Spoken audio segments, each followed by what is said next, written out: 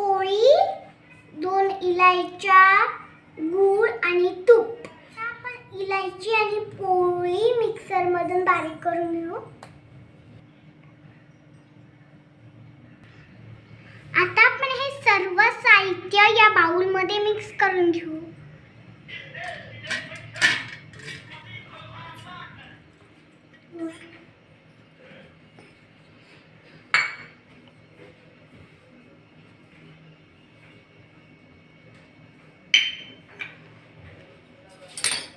आता मिक्स करून घ्यायचं.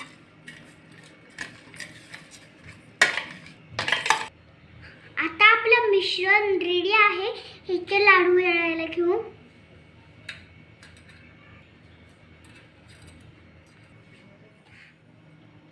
हे बघा, लाडू वळून झालाय. आता अशा पद्धतीने आपण सगळे लाडू वळून घेऊ. आता आपले सर्व लाडू वळून झालेले आहेत. मी पण हे लाडू घरी बनवून बघा.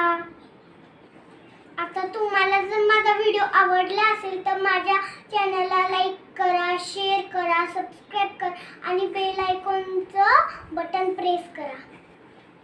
Bye bye, take care.